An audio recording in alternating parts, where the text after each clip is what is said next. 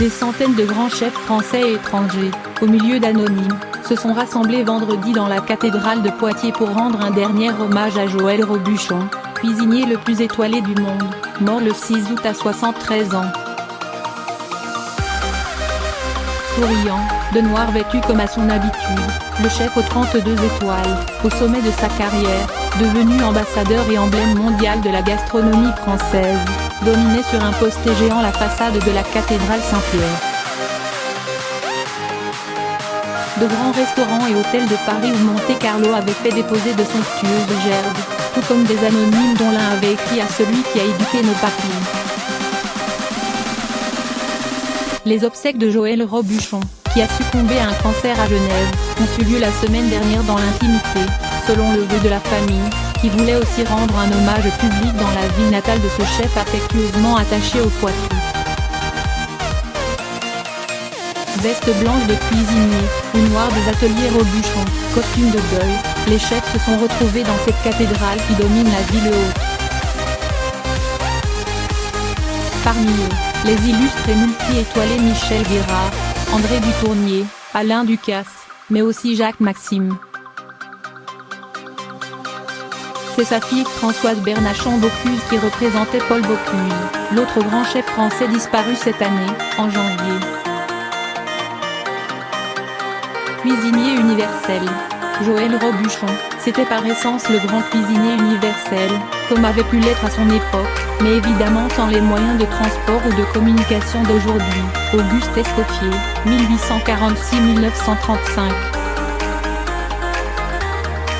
Il représentait aussi ce symbole du travail de la main, de l'artisan, confiait Michel Guérard, le chef d'Eugénie Les Bains, Landes.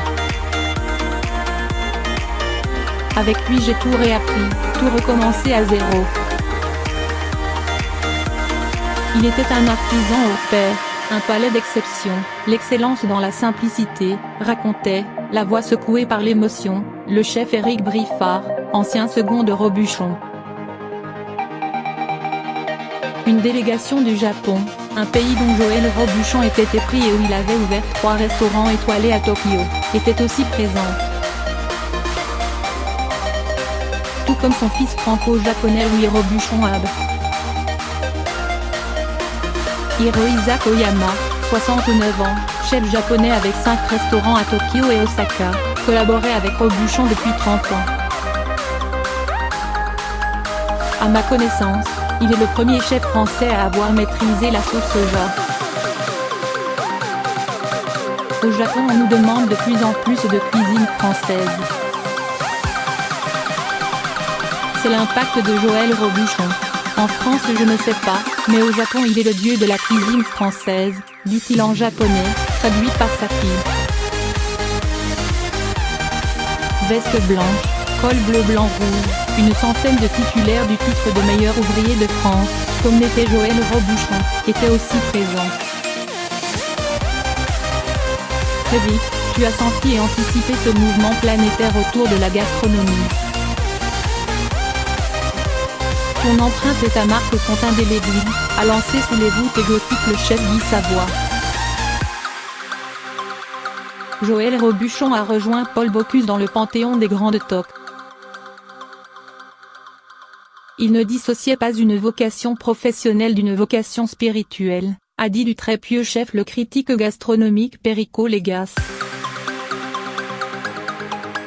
Jean-Pierre Raffarin, un autre poitevin, a voulu donner une nouvelle impulsion à un projet auquel tenait le défunt, la création d'une école internationale de cuisine dans le Poitou, à Montmorillon.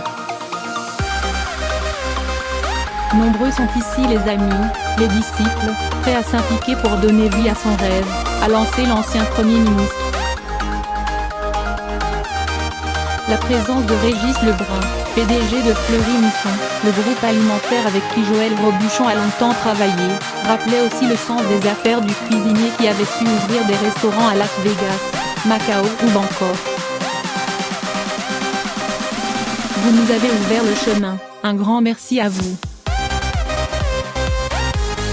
Reposez-vous en paix. On est là, a lancé sous les ovations Éric Bouchenoir, qui fut le fidèle second de Joël Robuchon pendant une trentaine d'années.